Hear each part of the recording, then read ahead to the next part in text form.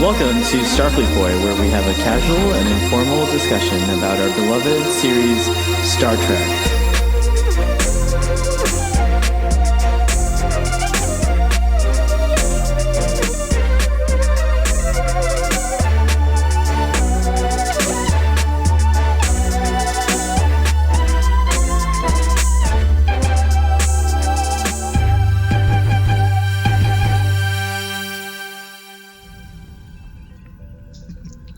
And we're back on another exciting episode of Starfleet Boy, where we have a casual and informal conversation about Star Trek. Today, Ruben, are we going to talk about Gambit Part 1 only, or are we going to combine Part 1 and Part 2 into our discussion? We were going for all of it. I'm in agreement. So, all right, so this is the mega Part 1, Part 2 Gambit TNG discussion. So that's going to be what this is. And hey, we're going to try our best not to make it 3 hours long, but if that's what the discussion needs, then sorry in advance. I gotta get to my Star Wars, the Old Republic characters, you know. Before we went official, we toasted to a post Thanksgiving, and I just want to say thank you for being on the show, the Martian / Ruben. It's very nice. I'm excited to have you on. My Martian antennae. We have a lot to be thankful for at Starfleet Boy. This is our first episode since the holidays kicked off with Thanksgiving, and the biggest thing we have to be thankful for is that we got an amazing cameo from Gates McFadden, That was pretty awesome. Which is outstanding. Did you see it? You saw it, right? I sent it. I watched it a couple times. It was so amazing. Sorry you weren't one of the people she was talking about. You just came on Starfleet Boy, so you're not utterly charming. I'll just have to do I'll do the what is it, Tabula Rasa? Is that the name of the episode? Yes. Scottish No, it's called Sub Rosa. Wires crossed. Tabula Rasa. I feel like Sub Rosa for some fans needs to be a Tabula Rasa off of the Star Trek official canon or whatever it is. But I like it. I won't tell you if I love it yet. I'll save that for the actual episode. It's definitely an interesting episode of TNG, that's for sure. It's one to yes, talk and about. So was this, but we're going to talk about Gambit Part 1 and 2. So I have to confess that I had Netflix issues logging in, so I've only seen bits and pieces of it over the course of the holiday weekend, but I've seen it recently, so I know everything that happens. But I would actually love it if you gave the summary of Parts 1 and Part 2. Oh, definitely. I'm going to challenge you to do it in under 10 minutes. So it's 5:10 on my clock right now. Yes. I will try my best not to interrupt. I'll do like the Micro Machine guy. So, okay, I'll get started, right? Yes, go. So the Enterprise crew, it starts off with the Enterprise crew at a bar, basically looking for a smooth-headed human, a.k.a. Picard, who's gone missing, essentially. And they find this shady alien. I forget his name. Is it? It's played by James Cromwell. I was almost called him Oliver Cromwell, but James Cromwell, the same actor who plays Zefram Cochrane, if I'm not mistaken. Am I mistaken? Yeah, there are a lot of good guest stars in this episode, though. There's a ton of guest stars. Yeah. I think. Let me see if I. Doesn't say his name. I'm on IMDb right now looking for it. But anyways, go on. I just interrupted you. Darn it. Yeah. Go on. So they find this alien, this little creepy, shady alien who knows what happened to Picard, and he explains, or the smooth-headed human. I like that they have this whole thing where they're trying to get the information by saying, Worf tells one guy, your sister is mad at some guy, and Riker's that's like, right. What? Sister? So they learn from a shady alien that essentially Picard was killed. He was shot by a phaser. or a weapon of some sort, and Crusher scans the wall where he was supposedly killed, finds trace fibers, and confirms, Picard's dead. So next we move on, where the crew is trying to move on without Picard. Riker's the new captain, but Riker is not convinced, and I wouldn't say he's not convinced, but he wants to find the killers. Right. So he gets to go ahead from Starfleet to go hunt down Picard's people, whoever killed Picard. So the crew ends up going. They actually give him permission to like take any means necessary to. Right. And like, who cares about the actual law enforcement that's looking into it? Like, that's basically. I don't trust those law enforcement. So I'm just gonna go ahead and do this. We're basically Starfleet vigilantes right now. They're going rogue a little here, yeah. And then before that, Riker and Troy have a little moment where Troy basically chastises Riker for pretending like he's the only one feeling bad, and that he doesn't want to like. Oh, she got really dramatic in that part too. She was pretty. She yells at him actually. Yeah. It was a full on. It was a great performance by Marina Sirtis. It was a great job by her. She's got the tears in her eyes going. It was really intense. So I forget how the crew figures out. Well, Picard was on archaeological stuff, on kind of like a vacation, doing archaeology stuff. So I forget how they figure out what planet to go to next that has an archaeological dig. They're trying to hunt down the crazy Vulcan. I'm stupid. The alien guy, the creepy alien guy. The Death Scepter. Yeah, remember you had to do part 1 and part 2. Yeah, but we don't know about the alien Death Scepter. Oh, sorry. You're right. We don't know, and we don't even know about Robin Curtis yet. Oh my God. No, there's so many. Well, actually, before we get to that, one of the guest stars in the beginning is an actor, one of these character actors who's been like in a million things over the years, which is Stephen Lee, who's kind of hard. He's been, like War Games, RoboCop, like he's been in so many things over the years.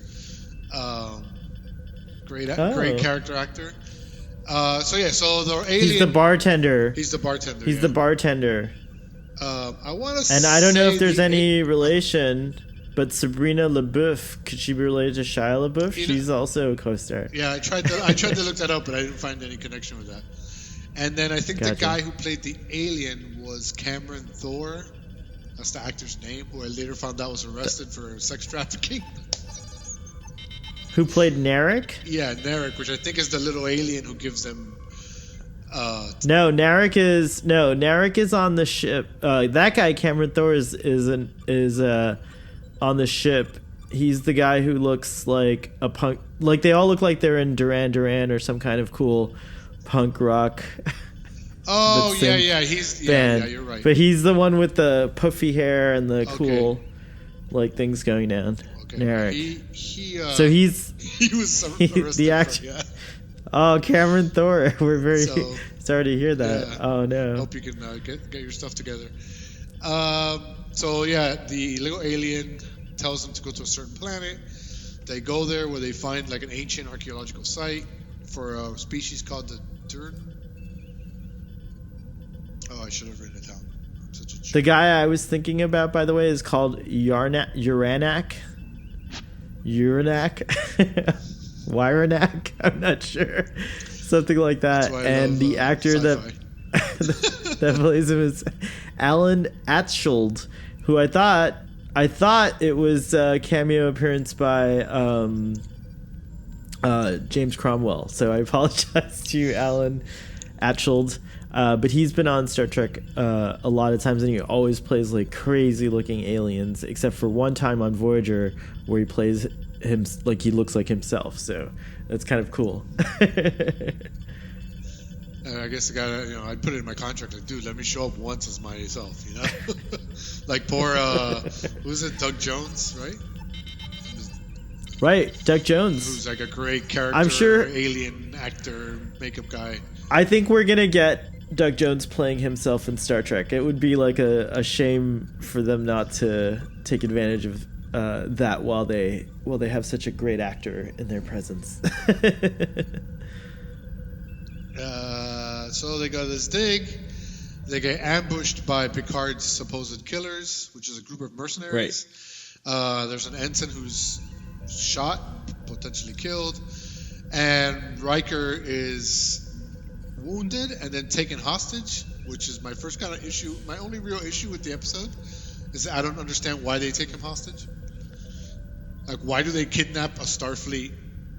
Like, it seems like that just adds to the mercenaries' issues. Like, they're already thieves, but now you're kidnapping a member of Starfleet.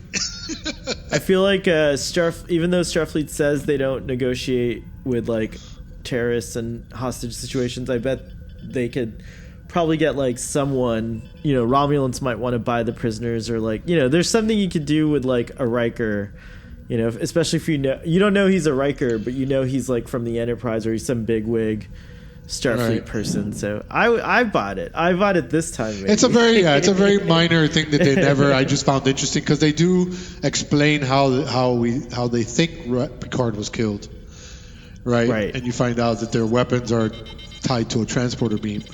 So, they kind of like hide that loose end. The acting's great when they meet, and Riker has to he's kind of shocked. Who's this Galen guy? But he figures it out really quickly, and you can see him kind of, what do I do, Captain? And then there's a lot of eye acting in this episode. And then there's great improving in the sense of between the characters, because Picard kind of informs Riker of his character.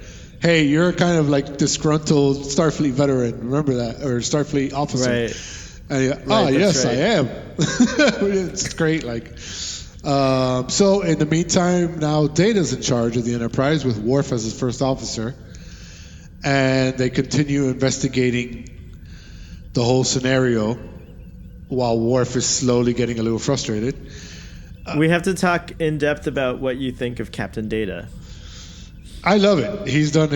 There's 2 times where Data captains a ship, right? There's that other episode. Yeah, this was the most extensive, though. He got a lot of captaining time, and and he did these gestures, that was kind of dismissed. He was just he was very deliberate in trying to. I feel like it's like he's like Mark Zuckerberg, he has to think, okay, what would a human do? Oh my god. You never seen those memes? Come on. Where Mark Zuckerberg is so human. It's terrible. You've never seen that meme when he was in Congress and they painted Have you ever seen Mark Zuckerberg actually interact with people? He's very warm. Not with people. He's lovely. I've seen him in Congress when he was talking to them about that. I would be scared if I were in Congress too. I'd be totally people would be like, oh my god, what's wrong with this guy? Why do I have to testify in Congress? That's a scary thing. Why am I here? to be summoned to Congress? I mean, give Mark Zuckerberg a break. I am. There's no way they made Data based on Zuckerberg anyway. Right, it's true. But they could have made Mark Zuckerberg after Data. Oh wait, I'm sorry. I'm not implying that he's an android. Stop. Keep going. Okay, so now we're aboard the mercenary ship, which is led by Arctus Baran, which is played by one of the great Richard Lynch, who's another character actor that most people are like, who the hell's Richard Lynch? And you go back and look at all the stuff. I mean, the guy's been a villain basically for 30 years on TV. It's pretty amazing, his career. But I didn't remember. I had to look him up. I had to look up Richard Lynch. I didn't remember. My feeble brain. Well, he's wearing the crazy makeup too, so it's a little bit. So Richard, Arctus Baran is the leader of this mercenary group who's stealing archaeological finds and things, and he controls everybody, which in a way that I thought was very original Star Trek style. A little thing on the neck, and he has a little remote control that can cause pain. That's right. And Kirk and everybody's like, ah. I thought it was just I'm very gonna try my best nod to the insert old school. The actual sound in that sequence, because that was pretty brilliant. You did a good job of acting out. Someone on Twitter today posted, remember when they could use the device to turn you into a little salt cube shape thing? of salt. Salt. It wasn't a cube. It was like some kind of it was like a saltagon. 20-sided die, but like bigger. Yeah. And it made that sound, and I used to freak out when I was a kid. And I'm pretty sure there's the Batman, the 60s Batman had a movie that we never saw it as a movie. It was broken up into episodes when we saw it. But I think it was the same thing. It was Riddler or somebody made a weapon that turned people into salt. I gotta look that up. So anyway, so on the ship. I mean, that would be a great weapon if you were salt deficient. Planet. Honey, we need more salt. Kids, come down. Child number 5 hasn't been living up to our standards. They have like a wheel. No, that's the worst thing we've ever said on Starfleet Point. I can't believe we went there. We have to apologize to the audience. Let's and keep to it. all the kids who were it turned into salt. I actually thought that was something that would be possible, and it is kind of possible. We can actually turn people into salt today. It would just be it would be a lot more gruesome a process than what you see on Star Trek. So the technology is there. I'm sure Elon Musk is working on it. The salt gun. To go along with his box truck. We can't go down this rabbit hole. Okay, so we're on the mercenary ship. Riker's on the mercenary ship when he meets. Already got past that part. So he meets a guy. He's introduced to one of the crew members, who's Galen, that turns out to be Picard, using his old mentor's name from the episode The Chase. That's right. And Professor Galen. Picard in a feat Mr. Picard. I'm so disappointed in you. I know, that guy was a jerk. I'm sorry. Was awesome. He was such a jerk. He was awesome. Oh, you're going to be a famous into... captain that saves universes and not be an archaeologist? Your version of Professor Galen is played by Harvey Fierstein. Oh my God. Picard. I don't know who that was. I'm so terrible at impressions. My version is played by the very I think his name's Alan Lloyd. He's crazy. Like he just recently acted. I'm totally getting his name. Now we have to look up his name. Totally getting his name wrong. So while you look that up, I will continue. Picard, in a feat of improv genius, basically reminds Riker of what a less than desirable officer he was with a history of disciplinary problems. And Riker takes on the mantle. Norman Lloyd, go on. Norman Lloyd. And then to ingratiate Riker with the crew, Picard basically manufactures a sort of warp drive malfunction, which Riker fixes. And Baran's kind of like, all right, I'll keep this guy on board. It's like a really great ping-ponging of like ways to fool the rest of the people on the ship. They're like geniuses at figuring it out. And did you notice the bridge was a redress of the original series bridge? Oh, really? On that ship. No, I did not notice. Well, I haven't looked it up to confirm, but it's pretty obvious when you look at it. The set, it kind of looks... The contours are all the same. And actually, it's a great argument that you could have been even truer in Star Trek Discovery to the original series bridge by using the actual shell of the original series bridge. That would have been amazing. Right, just kind of fudging with it. But it was too small because in Christopher Pike's time, the technology for the big thing over their heads that monitors their life signs is too bulky, so it's huge. The bridge is so much bigger during Pike's era. And it's so slick and shiny. They said by the time Kirk gets to the Enterprise, he's like, I don't want any of this shiny stuff.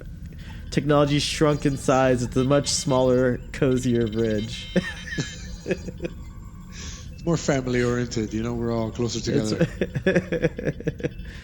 Yeah, Pike likes his distance. He wants like at least 7 pikes of space between him and anyone else at any time. I love, by the way, the design of the mercenary ship too. It is pretty awesome. It looks like a beetle, like a scarab or something that. It's pretty cool. It's got that kind of the... so now Riker's part of the crew, just like that. No one questions it. Hey, you saved the ship. You saved the ship from a warp core breacher in Lake Flint. So now, where are we? We're back on the Enterprise. Right? Worf or Data is trying to figure out what the hell's going on. I think this part doesn't happen yet. Then back on the ship, Riker basically catches Picard. Or Picard catches Riker up to speed. Well, because you know what happened is, I was writing my notes during the episode, but I was only writing them about the main story. And then I said, "Oh crap! I forgot to write all the notes about the Worf Data stuff." So I went back and started adding that in. But I think I stopped at one point. Your summary's so long, we had to go to Starfleet Boy After Dark. on my side. It was daylight when we began, damn it. Now you're in this like cool purple. It's really neat. It's the Star Trek, I call it the Star Trek Discovery black alert lighting. It's like very it's very red and purple and black. Where are we? Okay, so yeah, Data is trying to figure out how to proceed. Worf is getting snippy about, he's huffy at this point. Like, let's just chase people and kill them. Because, Klingons. Picard fills in Riker about what's going on, that these guys have been stealing archaeological facts or archaeological objects, and he doesn't know why yet at this point. Wait. Are you back? Wait, did we skip the cool opening of the second part 2 where they have a shootout and the Enterprise fakes being hurt? Did you already get to that part? Wow, I think that's at the end of the episode. Audience, we've lost sync. Oh, we have so many new members of our audience too. We need to welcome them.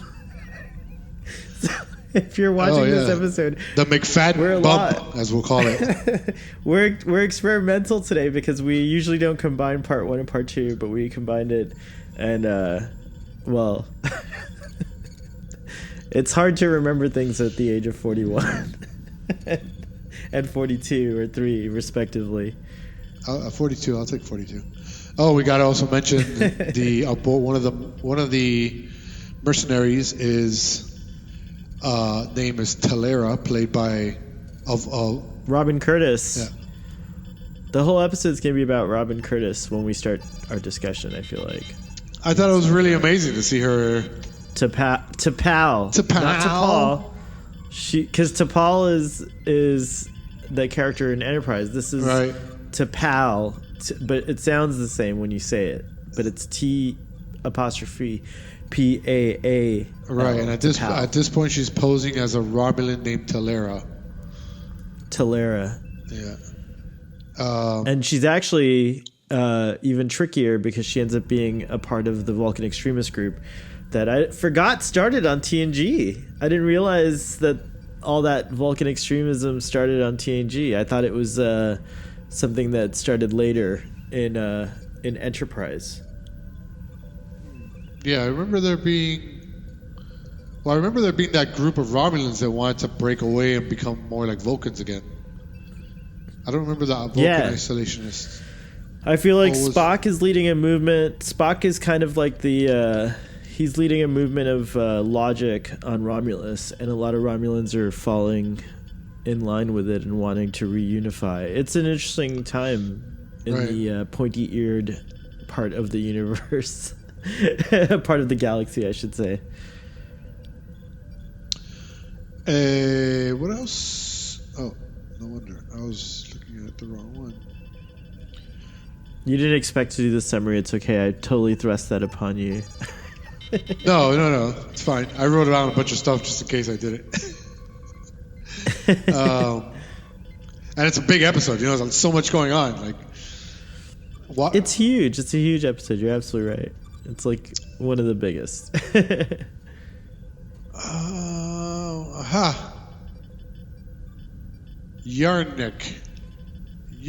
an Iridian. That's the guy who gives the information on Picard in the beginning, the little creepy alien guy. You totally weren't paying attention when I already said that. You said his name? Oh, yeah. Yeah. Sorry, hold on a second. Let me get my memory back in order. I'm going to finish the summary. All right, go for it. I don't believe you are, sir. I believe we'll finish it together. Together, it's true. So I think where you left off was Riker and Picard trick the other people, the pirates, the how does Picard describe them? The not your ordinary robbers or whatever. He tricks them into raiding the Enterprise, and they stage a raid. And Dr. Crusher does the eye acting too. She's like very like, Will, should I? What should I do? And they're successful in capturing something. I forget what they do. I totally forgot. That's what you have to write. Oh my god, I failed. We can't get past this wall of like information during the episode. We're gonna have to turn it on. We're gonna have to turn the episode on in the background and watch it. We should just watch it with the audience. I can't remember what happens. It's like a month. So the Netflix problem. I guess I'll talk about that. Did you ever have a restriction on how many screens you could have Netflix playing on? Is something that ever happened to you? For the lowest tier is 2. Oh, okay. And then I think it's 5 is the next tier. Somehow Netflix, we never watch on more than 2 screens at a time, and somehow Netflix thought we were watching it on almost 4 screens, I guess. And so I couldn't watch it. It kept giving me this error. I had to remember, I was not going to go and get the DVD out. We did skip over the part where Data tries to stop Riker from going on the away mission to begin with, because the captain's place is on the bridge, and Data should be the one going down. But then imagine they would have kidnapped Data, and then Picard would have been like, "You're that disgraced officer, Captain. What are you talking about? I'm not disgraced." Data, play along. Well, the episode also, I think, would have been short in reality if they had kidnapped Data. He would have just subdued every human. They would have put the thing on him. It wouldn't have worked. It would have worked, and then he would have just like knocked every not human, but there were all kinds of aliens. He would have just subdued everyone on the bridge. Just Data murdering everybody, not murdering them, just taking everybody down. That would be awesome. 20 minutes. I feel like that's how Data actually can be. I mean, like Lore always seems to do. Like, you know, Lore uses his full power. I feel Data definitely holds back because he thinks it might not be the correct thing to do, but I think it's always the correct thing to do in a situation. If you're in danger, you want Data to save you at all costs. I mean, I feel like, you know, like why do you want? It's kind of the whole question of like, you know, that guy who wanted to take Data apart and like build more Datas. I'm like, yeah, right? It could be, could be useful, you know. You just want to be on. You want to like do good enough in life to serve on the same ship as Data. It's just that simple. You gotta like, you know, let Data be Data, but you gotta you gotta earn your right to that Data privilege. You can only get big Data if you're a good person. And you're if Zuckerberg likes you. Oh my goodness.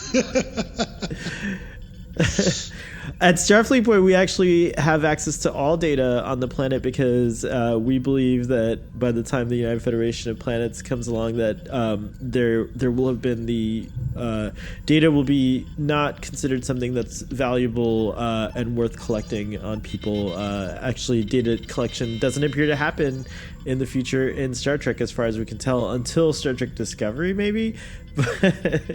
But there's a lot of like differences between what you see in Starfleet and what's happening on Earth.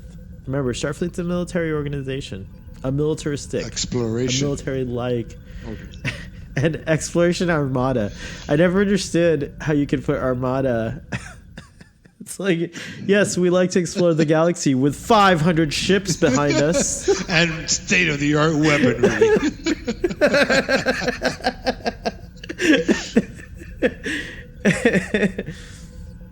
Yes, we have come to your planet to explore with 700 ships surrounding you, just in case.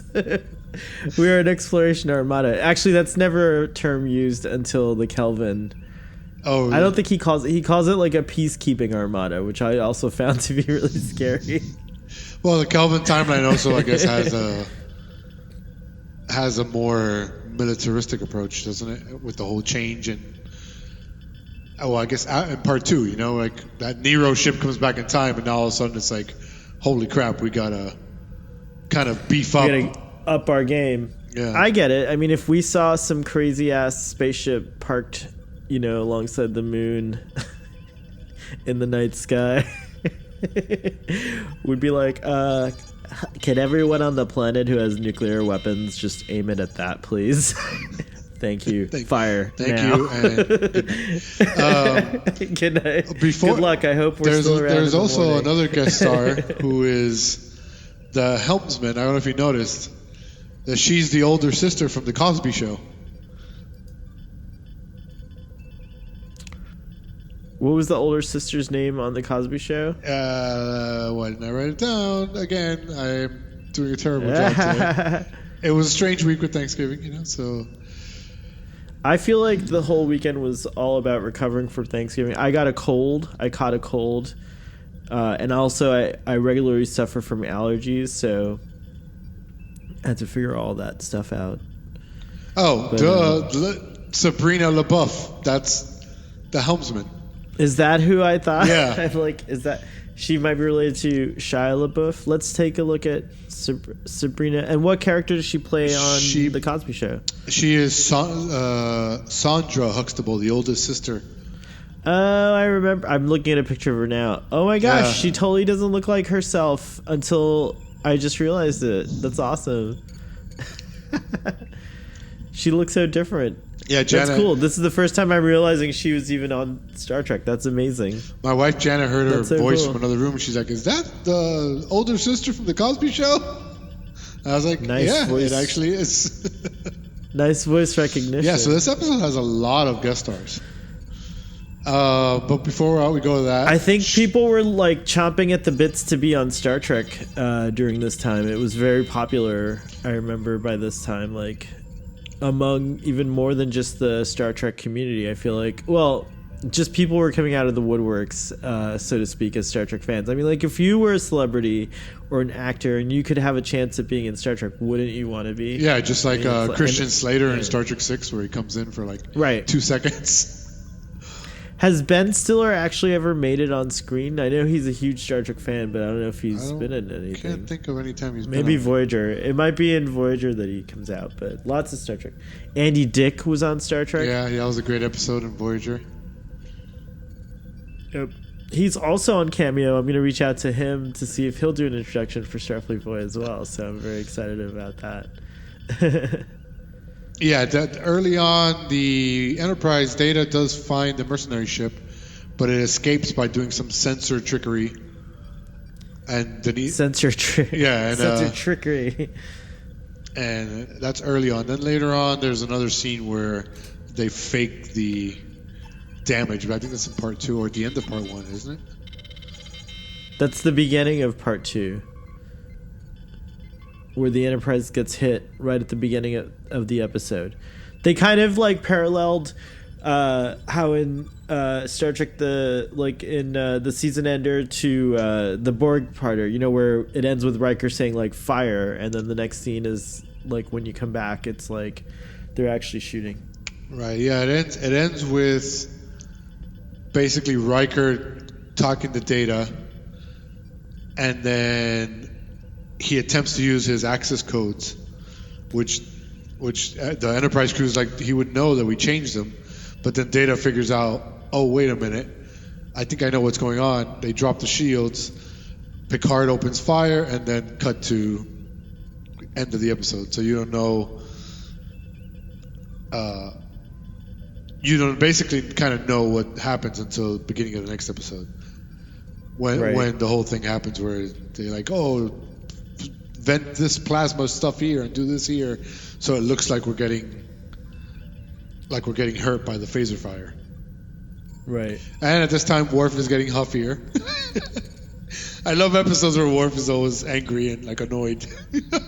I forgot that he gets annoyed in this episode. You'll have to point out some of the moments. Well, there's that great scene where eventually, we'll get to it with the summary.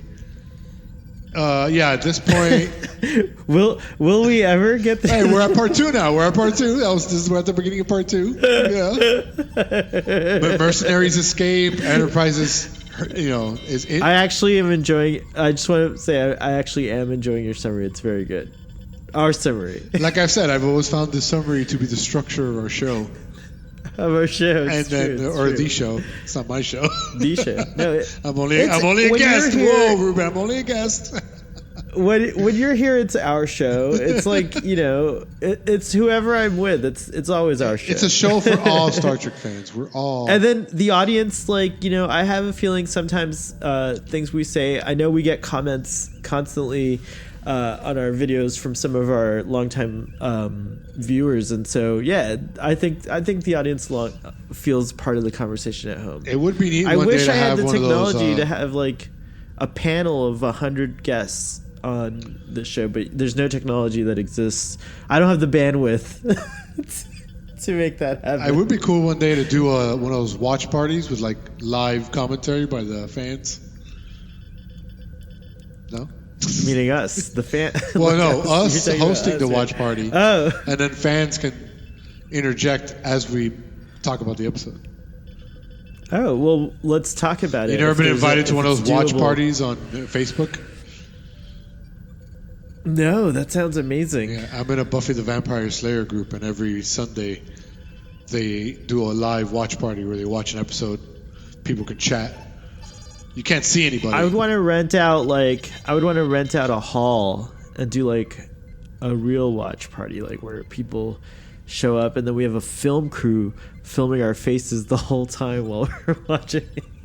Like, what are their reactions? Like, could you imagine? Like, for example, when Dr. Crusher came on in this episode, I had the biggest smile on my face. And I was like, wow, she can also eye act. They're all such good eye actors. I love her. I don't know if you remember that outfit, that hat she wears in the beginning. I loved it. It's just like this weird sack hat. It's like on her head.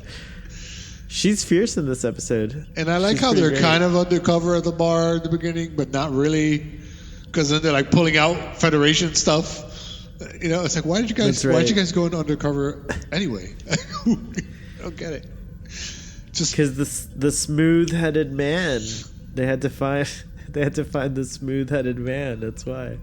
So at the beginning of episode 2, there was a data stream that Riker and Picard sent secretly to the Enterprise, which Data figures out is the flight plan of the mercenary ship. So Data, since the Enterprise is faster than the mercenary ship, they decide to go to the next spot ahead of time.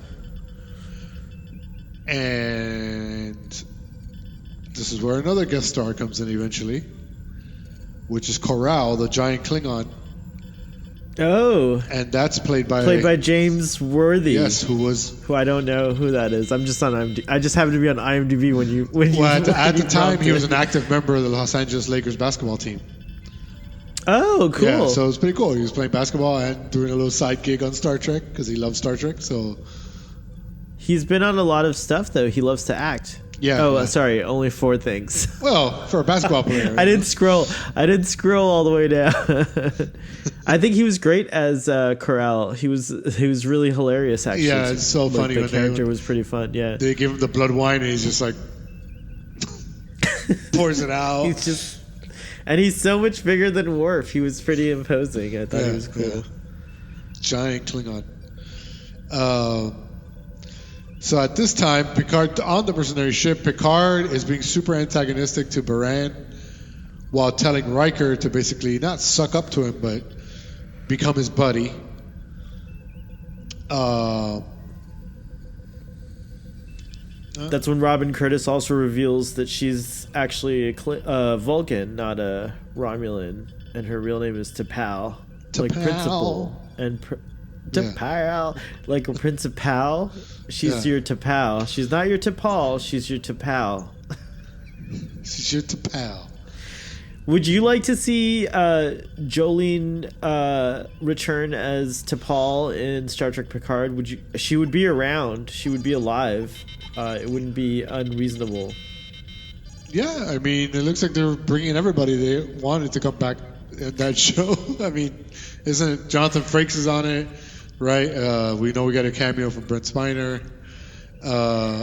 I wouldn't. It's a good thing I don't make Star Trek, because I wouldn't stop at just a few people. I would have started it with everyone, and end it with a musical number with every cast member possible. We love everyone, Star Trek.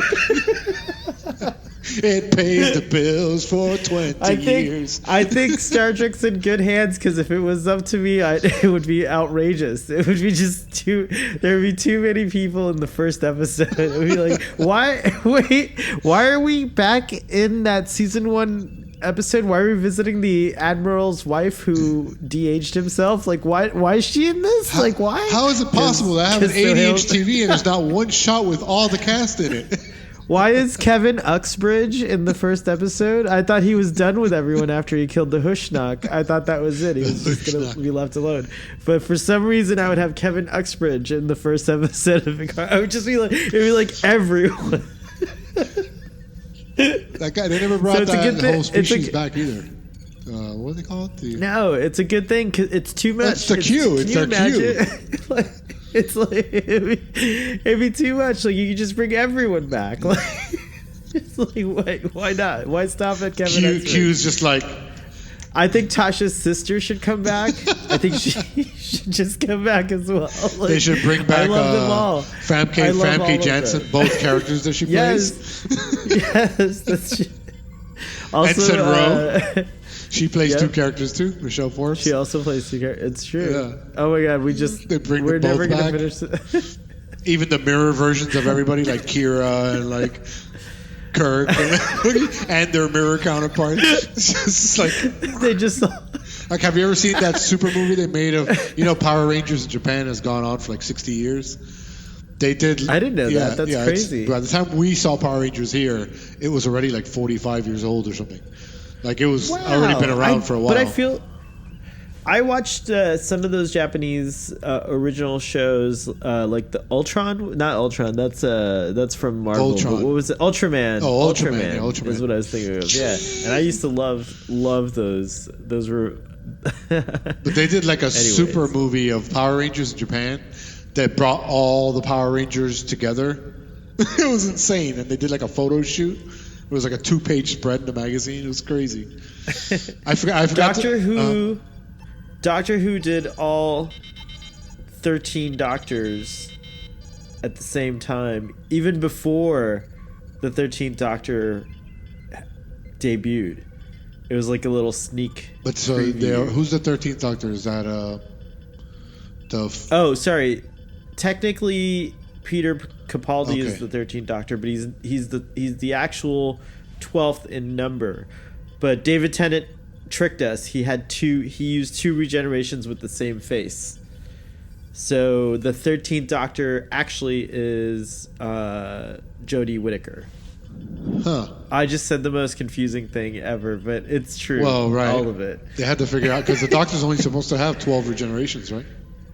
That's right. The original. Yeah, the 13th regeneration is supposed to be your last, but I don't want to give too many spoilers for another show. We give all the spoilers for Star Trek, but we don't want to spoil too many other shows. But I will just tell you that the Time Lords are able to gift you more regeneration, so that's out the window. The regeneration limit is c'est la vie. We don't have to worry about it anymore. Until they write it back in for some reason. Like, no, we can only give you 26. Yeah, now, what? Oh, there's no real... Or they're like, oh, no, this technically counts as 1 all over again.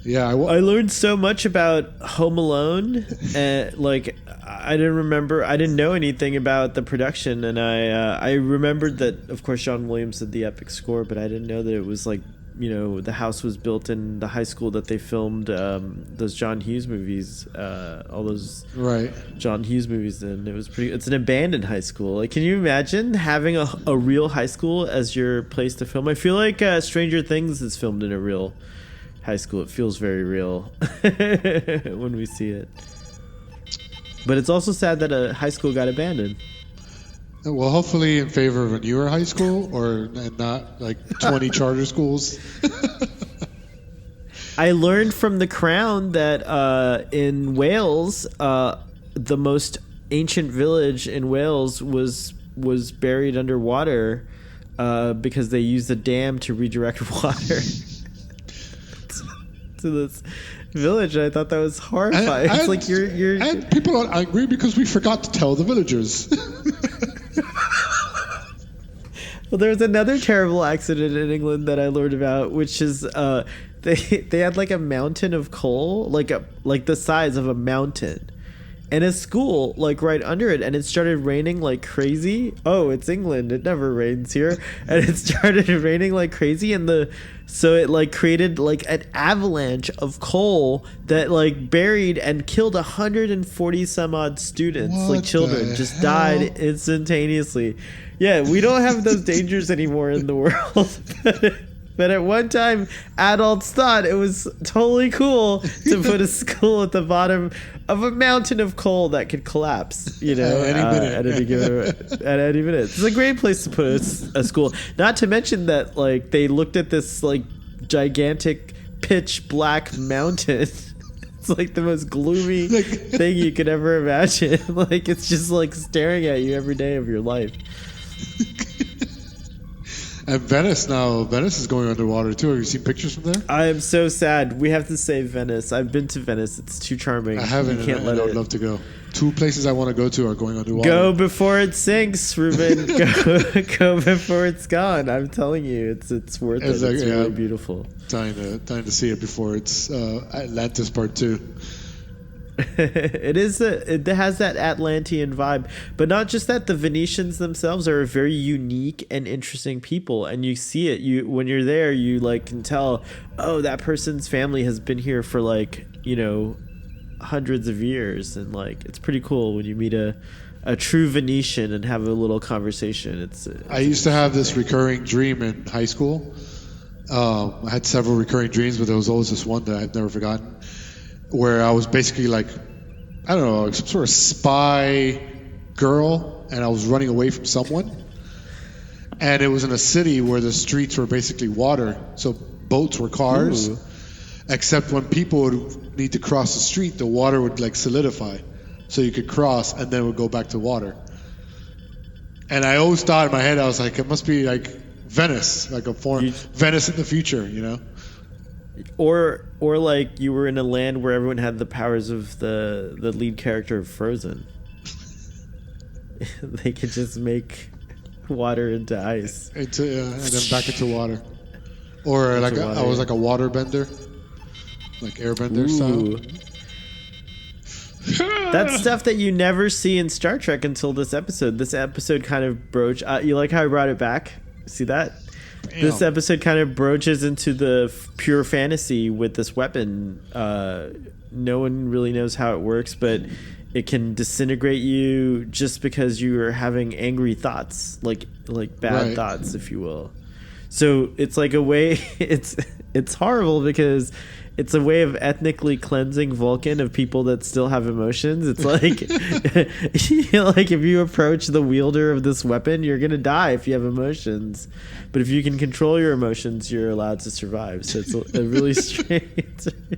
No wonder the Romulans left Vulcan. You had these crazy weapons. You guys are extreme, bro. You guys are way out there. But yeah, that weapon was interesting, wasn't it? Well, at this point, right, Picard is examining the artifacts, trying to find the specific things they're looking for, when T'Pau, still as Talera, confronts him and is figuring out like why did you do this and why did you do that?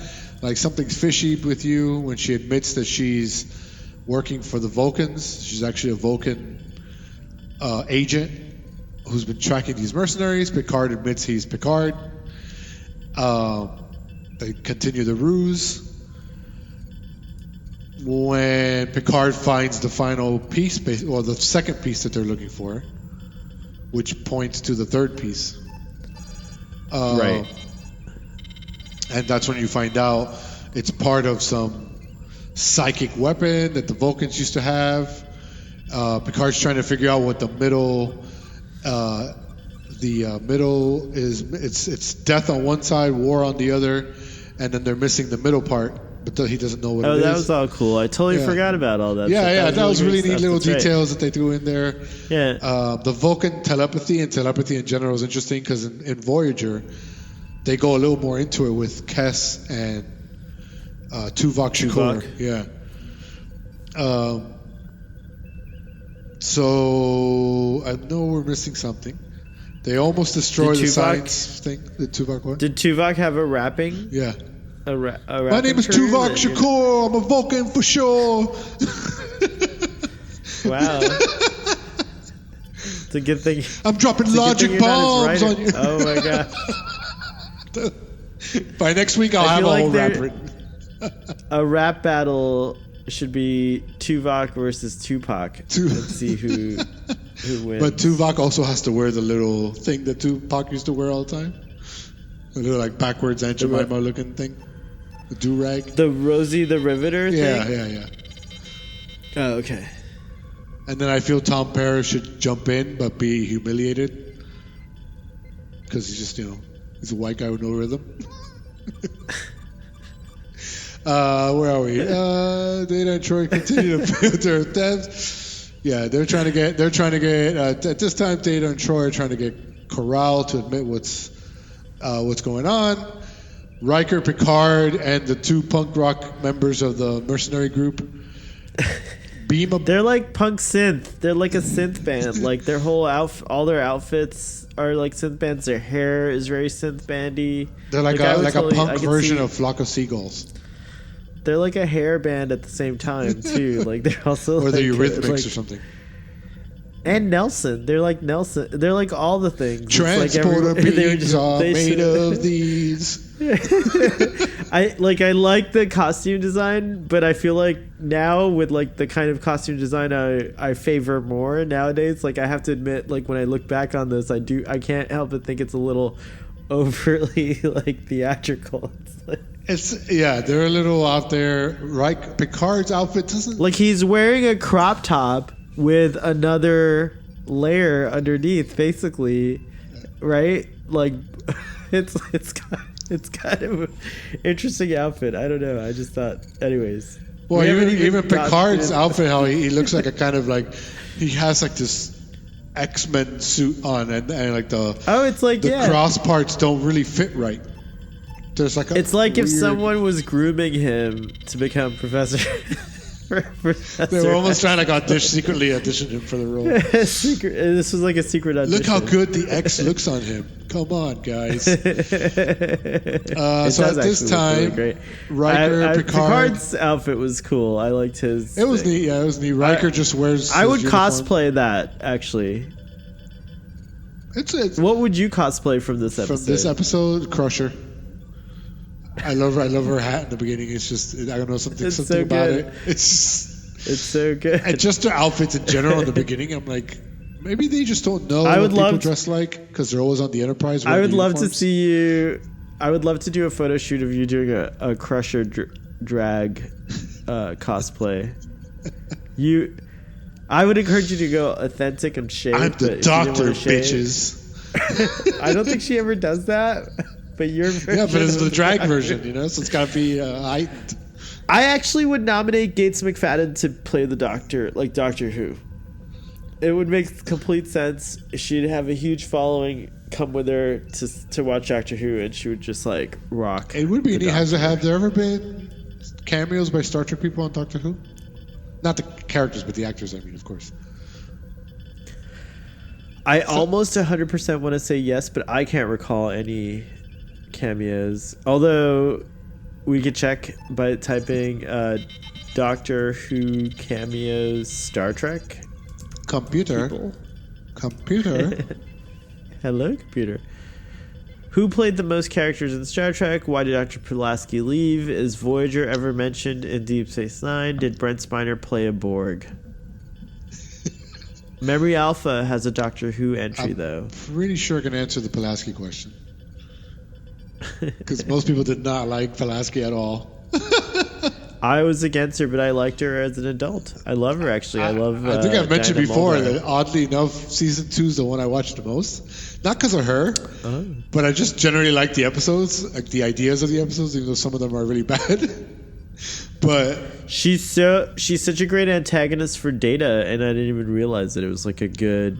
Pulaski does a really good job being like kind of like a antagonist. She called Mr. Data or whatever she did. Yeah. She like antagonizes him with the whole Sherlock Holmes thing.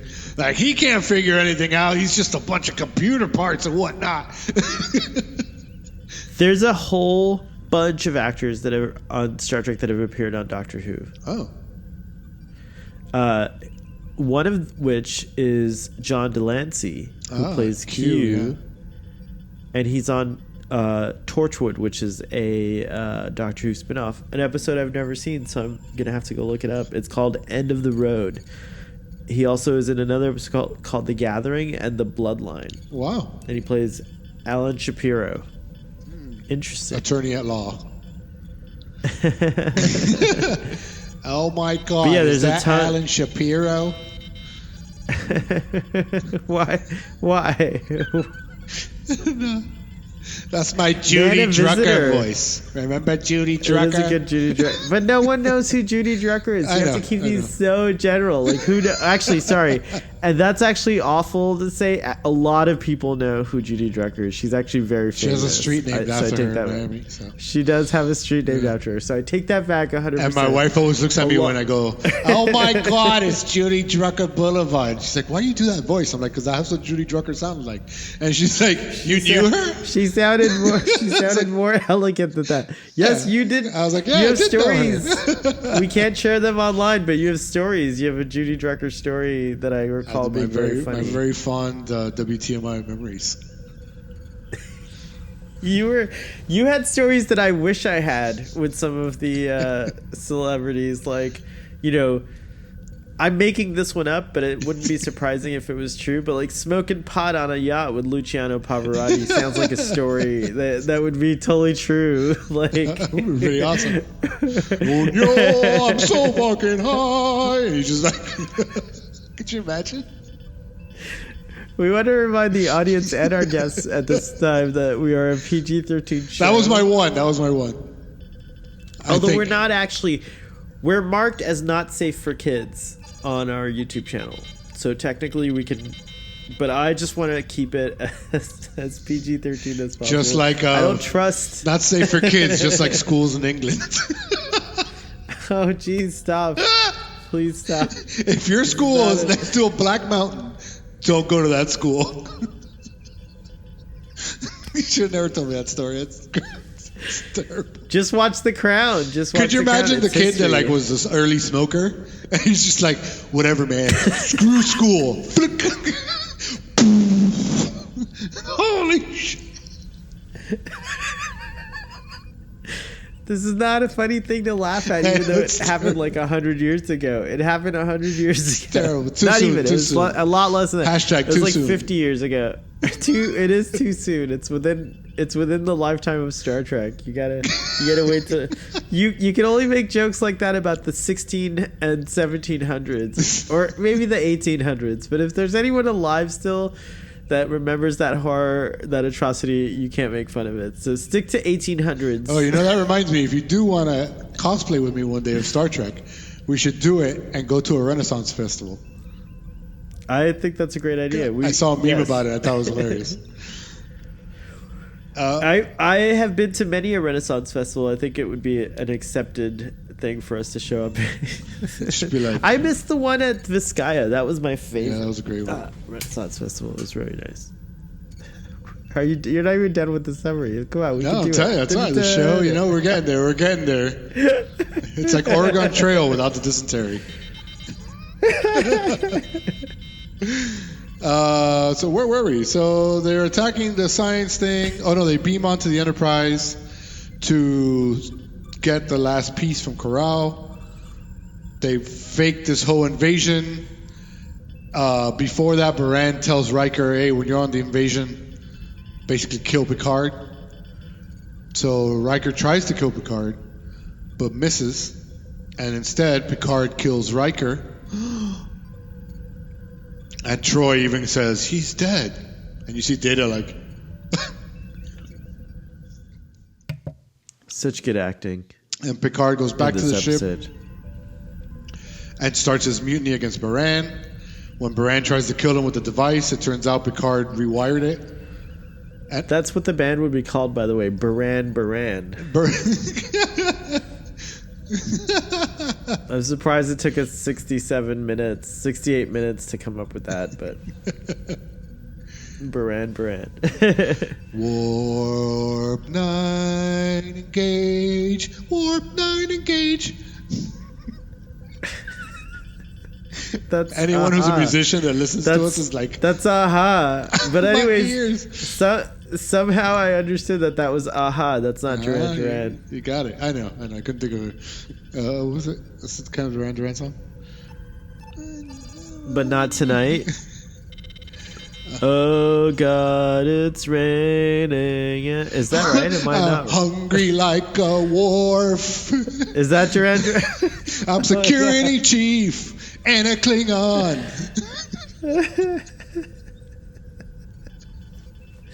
We've really gone off the rails on this episode. On the musical episode of Starfleet, boy.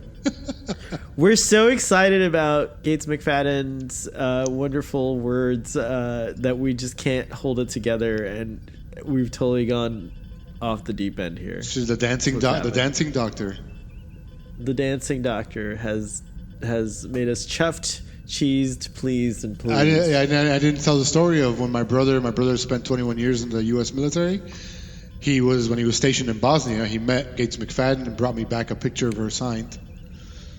Oh my goodness!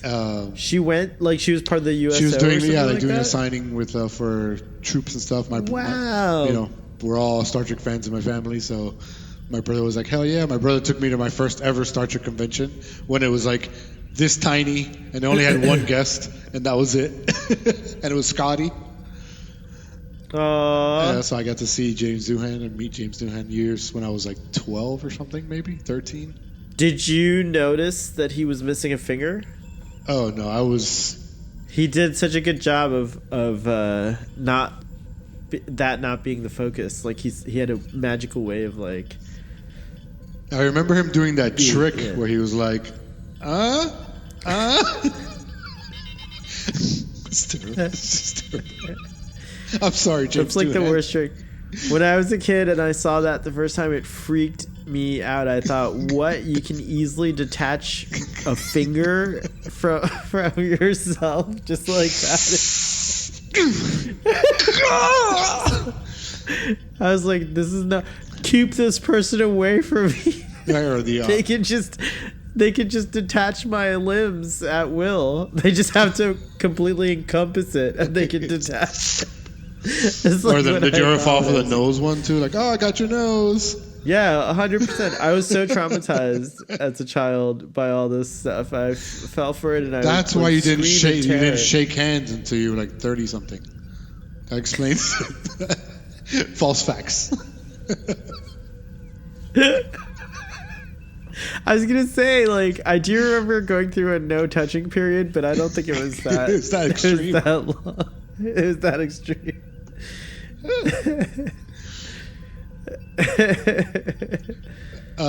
So yeah, back to Baran killing himself. That's pretty damn heavy for a Star Trek episode. Like he's just like, it is pretty heavy. He just dies. So they're like, oh well. I rewired his shit. Sucker. Anyway, the weapon. Back to the weapon. Oh, which is called the Gaul device or something. What is it called? Like the Gaul. The Stone of Gaul. GOL. The Stone of Gaul. Gallstones? Because like we get stones in our gallbladders. That's why it's so evil, because it's called Stone of Gaul. This won't kill you instantly, but wait till you have to piss him out. Oh my god. Oh my goodness. Oh, at this point, also got off the Riker now. I am laughing like I Riker now on board of the Enterprise. I appreciate the jokes.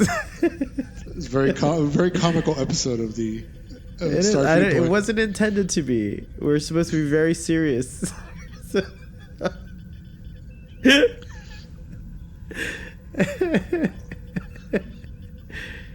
I'm glad you're feeling better. I feel great. If you feel more like yourself. Carry on. Good weekend. I keep interrupting your awesome. I am obsessed with a new game, so that makes me very happy. So now Picard's in command of the mercenaries. He basically tells them, let's finish our mission. At the same time, Riker, now back in command on the Enterprise, contacts the Vulcans to let them know that Picard's on his way with this secret agent, Vulcan, and that's when the Vulcans are like, we don't know who the hell you're talking about. So then they get to Vulcan. T'Pol is like, oh, I'll go down with the thing and make the deal, when Baran is like, no, we want our money. So basically everybody goes down. Picard, Baran, and T'Pol. They beam down. I like that he's now Baran from now on. It's like the name of this character. I love it. They're just like on their cover. So T'Pol ends up giving them half of the money they're owed when she completes the device and basically kills them. There's a lot of death in this episode. Basically kills Baran and then is about to kill Picard when he figures out the middle insignia is peace, and peace stands between war and death. So he clears his mind, and the weapon doesn't work on him. And then Worf and Riker beam down with phasers ready. When he's like, "Put your phasers down, number one, put your phasers down." That's a really good Picard. And then eventually, I believe she ends up using the device on herself. Right. I think that's what happens. I can't remember. She's taking it to custody. Sorry, she's taking it to custody. Oh, she's taking it to custody. I saw the episode so she yesterday. Could come back. I would forget. She could be in that big scene at the end, in the beginning of my version of the Picard show. She's one of the characters that's back. Star Trek Unbound by Sahel. By Starfleet Boy. Written and directed by Starfleet Boy. Showrunner, Starfleet Boy. Cinematographer, Starfleet Boy. What do you mean everyone is in the show? I mean everyone's in the show.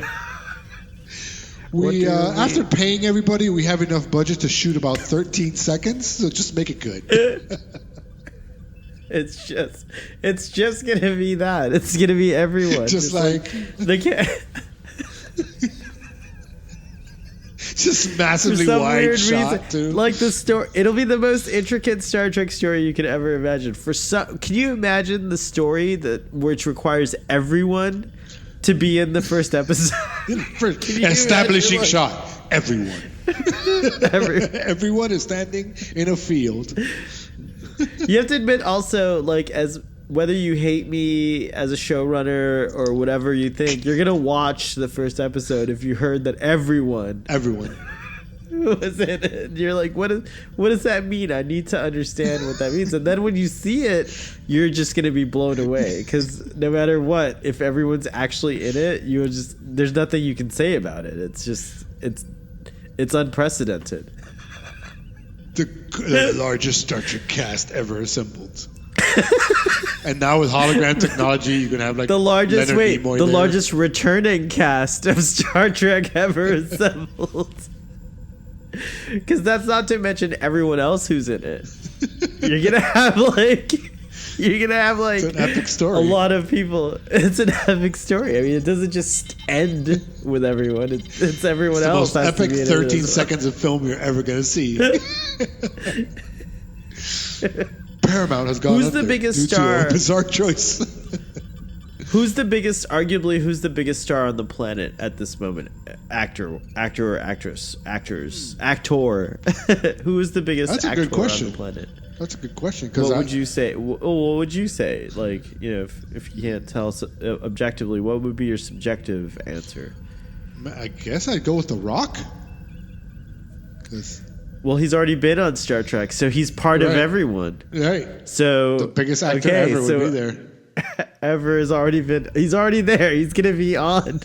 He's gonna be in the first 13 seconds playing that same character, the Scorpion King. The wrestler. He played a wrestler basically in future. You go. While he was a wrestler in real life. Star Trek facts. Wow. Are you sure The Rock's the biggest actor? Because I feel like I don't know, Patrick Stewart's the biggest actor. Because it's weird now. If you want to not to get too into box office stuff, but like, it seems like Marvel is bigger than any of the actors themselves. You know what I mean? Star Wars is bigger than the actors themselves.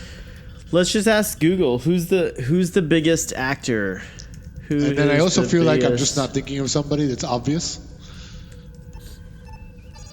All right, so Google says... Because The Rock basically makes everything into $1 million. Whoa, it says The Rock. Yeah. It says The Rock. The Rock is truly the biggest actor, and he's already been on Star Trek. He's already been on it. And like Jumanji 2 is coming out to compete with Star Wars. Isn't it technically Jumanji 3? Yes. Oh, okay, just making sure. Yeah, or I don't know. 2.5, I don't know. Because it does continue from the original, from the Robin Williams movie, right? I haven't actually seen the Jumanji 2.77175547. Because like, have you ever? Okay, you know how they made a new Halloween movie last year? Yes. But that's a sequel to resetting? part 1, and it disregards part 2 through whatever. So weird. But then part 4 is a sequel to part 2 and disregards part 3, which is its own timeline. So Halloween has one of the most confusing timelines of any movie series. It's crazy. And then the Rob Zombie movies are part 1 and 2 also, but they have nothing to do with the other ones. So it's a separate part 1 and 2 from the part 1 and 2 we already have. But the 2 that's disregarded by the new part 2, it was made last year. But in all of those timelines, William Shatner exists because the mask has always been the same. Amen. All right. Amen. So to end the synopsis, they got T'Pol's in jail. The device, I think, is destroyed, which I feel is kind of like, I mean, it's a piece of history. I kind of agreed with Data. Data doesn't like the idea that it's getting destroyed. And then Riker reminds Picard that he's still captain because Picard's still dead. But then Picard reminds Data that Riker broke laws. And Riker should be in jail, so Data at the end is escorting Riker to jail when Riker's like, Data, he's kidding. And Data's pretending to be all serious about it, which I thought that was a cute little ending. It was a cute little ending that I don't remember. I'm so terrible. I did such a good job at pretending to remember when I was like nodding my head, like when you were talking about it. I was like, oh yes. Oh yeah. I totally remember that scene in The Martian. This is the worst episode of Starfleet Boy. I'm so unprepared, and I apologize to the audience. But I really do love this episode, and you pretty much highlighted all the great parts in your amazing epic summary. I'm trying to think if I missed anything, but no, for the most part, it's really cool. It's got cool dynamics going on with Worf and Data, Picard and Riker. I love that one. There's one line where when Riker tells Picard, "Oh, I'm supposed to kill you," Picard's like, "You're always after my job, number one." And it's like, Riker, you could have been captain 3 times over now. What are you waiting for?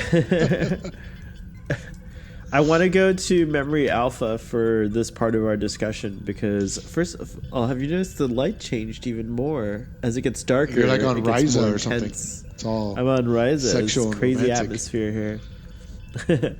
I want to go to Memory Alpha for a second for this part of the discussion because it's so intricate. I just feel like I didn't take notes, obviously, because I couldn't rewatch it again.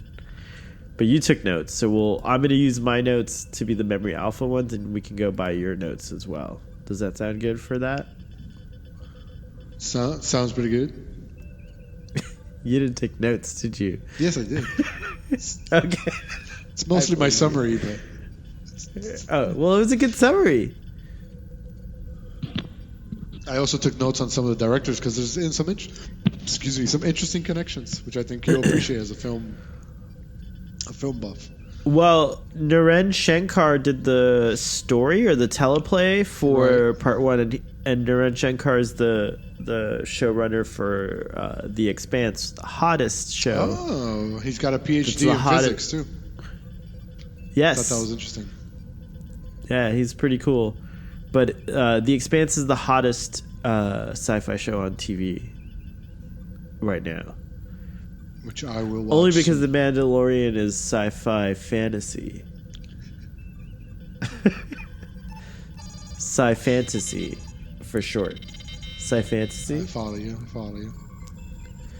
But anyways, yeah, so The Expanse writer and producer, this Expanse showrunner is Naren Shankar, who did the teleplay for part one of this episode. Who was the director? Part one was Peter Lauritsen. We see his name all the time. Who was head of post-production at Paramount when they started making Star Trek 2. And that's how he got connected with Star Trek. Oh, wow, I didn't know that. He was an associate producer. It's 7 seasons of Starfleet, boy, and you're bringing some new facts. That's awesome. I love it. I found out he was the associate producer of TNG starting in 1986, the year the show started production. And his first episode of TNG as a director, I know, is one of your favorite episodes, considered one of the greatest episodes of TNG, which is Inner Light. Picard in his I didn't realize that was his first. Yeah, yes, I love that episode. It's pretty awesome. It's a meme now. I don't have a flute. I should own the Resican flute. Is it available? Do you think you can get one? Probably. Is that possible? Well, let's not get distracted. Peter Lauritsen is awesome. You're absolutely right. He's pretty cool. I didn't realize that was his first episode. So, wow. And then... Oh, you're... I'm looking up a Resican flute, yeah. Oh, $69 from Etsy. Oh, that's a great price. Oh, that's a great price. That means it's like... Oh. But then there's another Christmas one present to myself.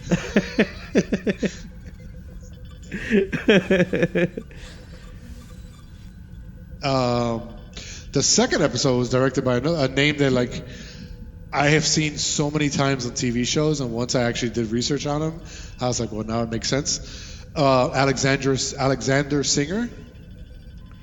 Yes. Who I found out was the cinematographer for Day of the Fight, the short film directed by Stanley Kubrick, who was his high school friend. No way. Yeah, I was like...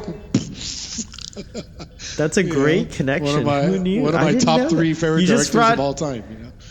You just brought to Starfleet, boy. I'm sure there's lots of people in the audience who already knew these wonderful, scrumptious factoids, but that's the first time I remember hearing that. That's insane. Yeah, it was pretty wild, and he's done film and mostly TV. A lot of Star Trek, Deep Space Nine, Voyager.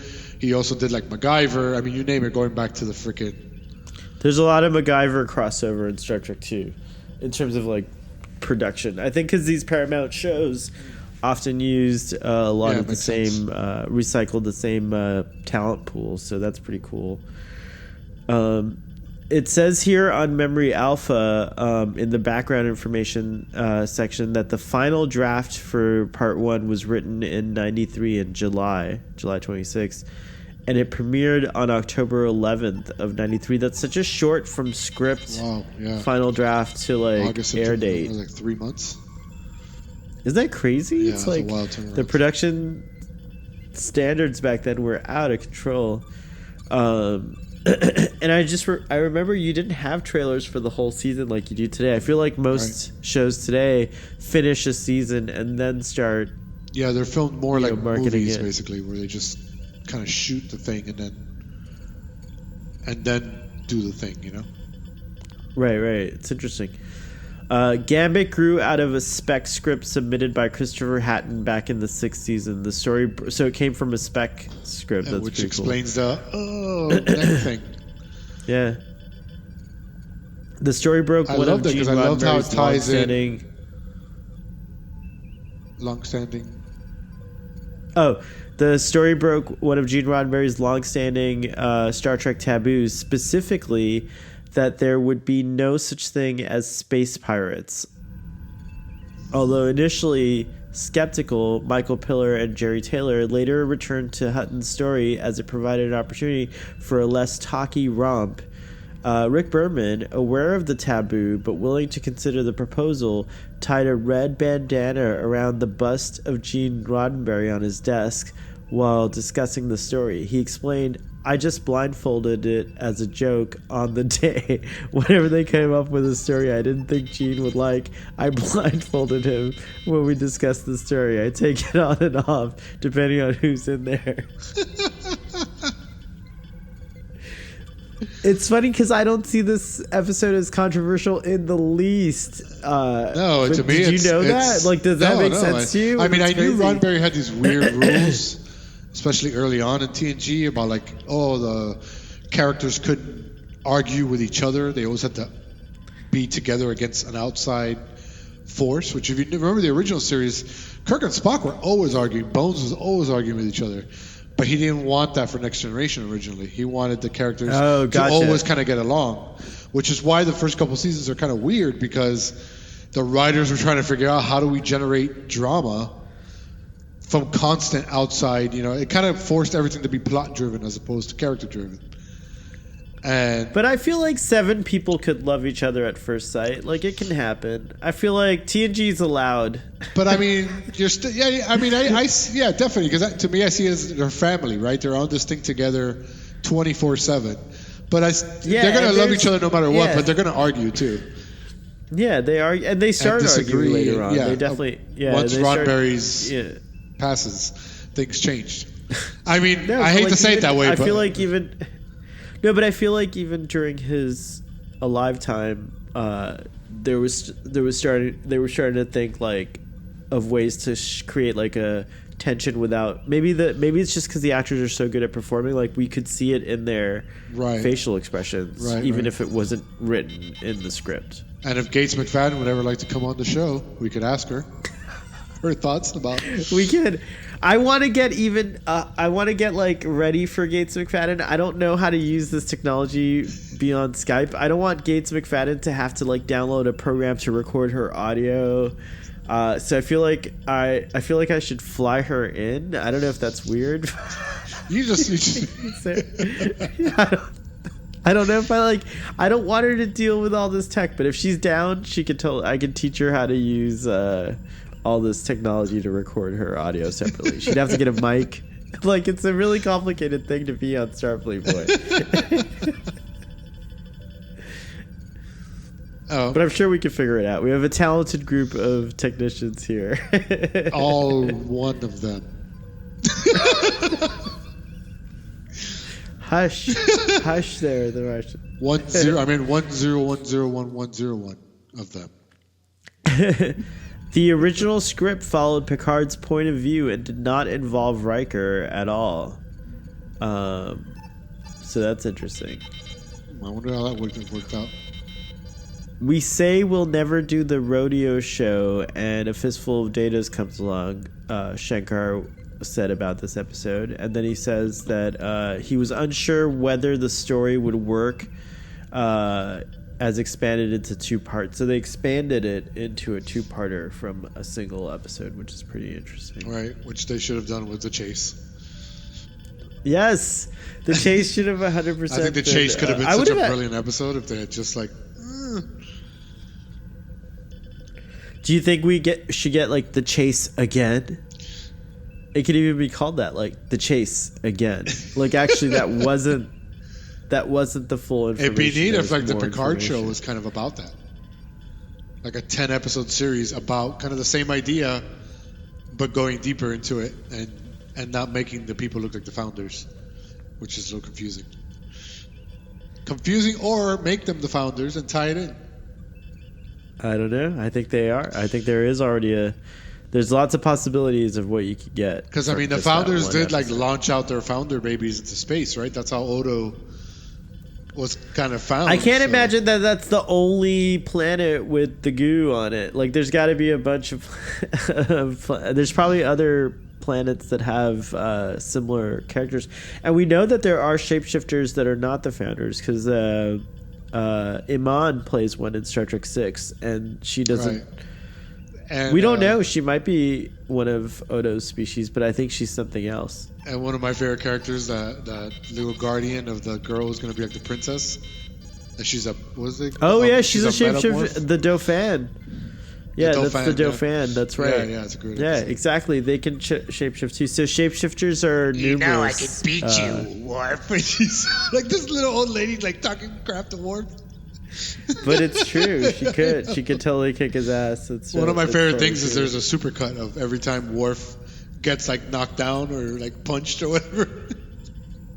And there's like 30 clips in a row of him just bam, bam, bam. Worf being subdued constantly. Like worst security chief ever. Jonathan Frakes has a great couple of videos that went viral, I think this year, and one of them is like when he was on that show. Do you remember? It was like a Unsolved Mysteries type of show. Like where you present like these. Yeah. I love that show. Fact or Fiction. Is that what it was called? I believe that was what it was called, yeah. Well, there's like a video of like Jonathan Frakes saying no to you, like you're wrong, like 40 times or something, like 47 different times. It's very soothing. It's very pleasing to watch. I don't know why. Oh no, I'm sorry. Beyond Belief, Fact or Fiction. That was the name. Beyond Belief, Fact or Fiction. Yeah. Well, there's also another one of how, if you've ever seen it, of how Frakes sits in chairs. Oh yeah. Well, in Star Trek specifically, yeah. The Riker maneuver. Move. Yeah, because he's tall and all the chairs are short, so he's just like, whoop, whoop. That's right. I totally forgot about that. And I also read that he had a condition. If you notice, Riker is kind of always slanted to one side, shoulders. His shoulders are kind of I've never noticed that. If you go back, I think, especially in the later episodes, you'll see his shoulders are kind of a little bit off, like they're not, even. That's because he had some sort of back condition or something that caused that. I have to look that up. I didn't know anything about that. The name of the condition. Is it something that Jonathan Frakes like talks about in an interview or something like that? Yeah, it was mentioned. I forget where I read it a year or two ago, and I posted it. And a friend of mine who has the same condition was like, it always made sense to me while watching the show that he was that would like he always thought, I wonder if he has the same thing as me. So is that scoliosis by any chance? Do you think? Let me see if I can just look up. John. A lot of people suffer from scoliosis. I actually have to correct a slight scoliosis that I am going through right now. Whew. You get older and you get these things. I put Jonathan Frakes back condition. And so Frakes had a back injury caused by having a job moving furniture. The result is the Riker lean, where you often see him on set leaning on chairs or consoles or with one leg propped up on something. You also see his body is tilted a little when he's standing up straight. Here, all this time watching, I just thought he was very dramatic and graceful. I just thought, that's just how Jonathan Frakes does it. That's so cool that it's not cool that he has a back injury, but it's interesting to find out that that's what the result of that is. According to Memory Alpha, Martian, for part 1, Picard may have chosen the name Galen, just as you had mentioned in your summary, to homage Professor Richard Galen. Right. Yeah, I thought that was a really clever way of connecting. He's going to be a fake archaeologist. Hey, let me be this Galen guy. They mentioned the De Bruin, which might be an ancient offshoot of the Romulans. Right. That's the planet where Riker gets kidnapped, I think, was a former De Bruin planet. But we all know that the Romulans offshot from the Vulcans, so it's kind of weird. Could it be like a third kind of Vulcan group that... Maybe the Romulans went right. Oh, like maybe the Romulans split yet again. Right. And there were even more splits. Oh, yeah, it could have been like that. That somehow makes sense to me. That would make a lot of pointed-eared aliens kind of tying together. Right. I always wondered, because there's really no difference physiologically, or at least in appearance from humans and Vulcans, except for the pointed ears. Yeah, pretty much. And in my life, I've met some humans that have very pointy ears, and they're natural, but they're not quite as, it's not quite as pointy, as a Vulcan's ears. But like, I was very impressed to see that humans have this variation as well. It's interesting too. I wonder what would have happened because Spock's original makeup, he was supposed to be more pale and have the green veins kind of showing. Oh. But because 60s technology and their makeup and the camera and whatnot, you don't really see it. You don't see the veins really. And so I wonder how that would have changed Vulcans moving forward. There's a glitteriness to Vulcans in TNG. I noticed that they like sparkle kind of like vampires do in Twilight vampires.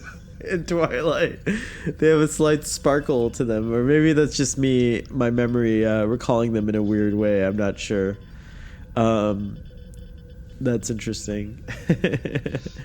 So here we go. The bridge of Arctis Baran's ship, a massive redress of the USS Enterprise D's battle bridge. So I was wrong. The bridge they never used. I speculated that it was the. What TOS happened to the bridge. whole thing of the ship saucer separating? I was confident that it was the TOS bridge. No, you were right about it being a redress, though. And the battle bridge is kind of smaller, more like the original series too. That one time we see it. There's even the episode where the kids are like, "Can we see the battle bridge?" And I was like, "Yeah, can we?" What happened to the battle bridge? Good question, kid. Why is there a battle bridge? Like, I just don't understand. Well, remember the ship. Ship separated. I know. And then the saucer was supposed to run away while the rest of the ship fought. I just think it should have been called the secondary bridge. Right. Is all I'm saying. Right. Is like primary and secondary bridge. Like battle makes it sound like the only time we're battling is when we're in this bridge. Yeah. Or like, which is why you feel like, where is it? Like they're always battling. Why don't they always go to the battle bridge? No, that's one thing I always wonder is like, what happened to the whole saucer separation idea? Because they used it like twice in the beginning. It took way too long. It's infeasible. Separate the saucers. 2 commercial breaks later. Okay, let's go.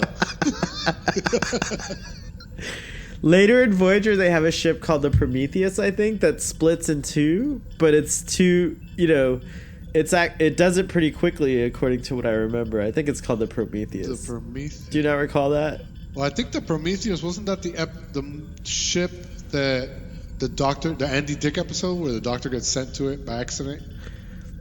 I don't remember. Yeah, I don't remember. I don't remember well enough. That's terrible. Voyager fans in the audience, please chime in below and let us know.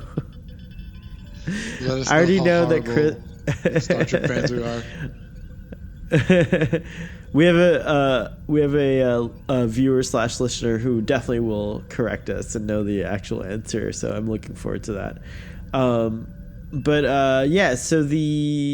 So the bridge was not a redress of the original series. I thought that was so disappointing because it seems like they made the bridge for the Scotty episode last season. Right. And so I wonder, and now it makes me wonder how many times, because they built that battle bridge set, but we never saw the battle bridge. So I wonder how many times they actually reused it. Dressed it. Yeah. Probably a lot. It's pretty good. Yeah. It's pretty good, I have to say. I bet that pops up a lot.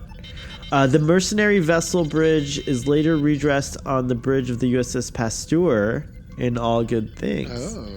One of the central consoles was a stock set element that also appeared in All Good Things when the Romulan commander Tomalak leans over to address Picard through the view screen. The episode contains the longest phaser fight shown on screen with over 70 shots, according to the Star Trek The Next Generation companion. All explosions were done in post-production due to the fire season ban on live explosives. Oh, in like the locations where they shot, which is Griffiths Park, which everyone knows where the Griffiths Observatory is in Los Angeles. Interesting. I guess that because that one shot of when Riker, the like rock, he's in front of a rock, and this is Riker, he's in front of the rock, and then there's like an explosion from behind the rock. I thought it was practical, and I was like, oh, it's clever to hide it behind the rock. But no, I guess it was post. It was post, yeah. Huh. The large vest worn by the alien bartender on Desica 2 was later reused as the Maquis fatigues worn by Ayala in the Star Trek Voyager episode Caretaker and Repression. Did you know any of that? No. Did you know any of that? No, I didn't. I love Memory Alpha. It's so great. We already talked about Robin Curtis and Sabrina LaBeouf, who I didn't know was on the Cosby Show. And his Shia LaBeouf's illegitimate mother. You heard it here first, folks. Folks, we already talked about Naran Shankar, so we did pretty good compared to these official notes on Memory Alpha here. Bruce Gray previously played Chakotay on Star Trek Deep Space Nine's episode The Circle, which aired only 6 days before this one. It originally aired on October 3rd, 1993. Caitlin Brown previously played Tai Kajada on DS9's The Passenger. So there's a lot of like cross talent from DS9 and TNG at this time, which is pretty interesting. And she was on Babylon 5, I believe. Oh, cool. So she's very, very cool. Sci-fi connections. Now I'm going to read to you Memory Alpha's Part 2 stuff. Just because Part 1 stuff was pretty good, I have to say. Let's see how much we got. Let's see how much we got just from our own research here. Did you go to Memory Alpha when you did your research for this episode? Yeah, I mean, I try to go to a few sources just to see who's saying what, because like Wikipedia had some information wrong. Just a little thing that they kind of assumed, but it was wrong. And do you have one of those accounts that you can edit Wikipedia articles with? I mean, my account was probably still there. I haven't done it in years, but I did. Yeah, I was pretty early on, made an account with Wikipedia and was able to edit.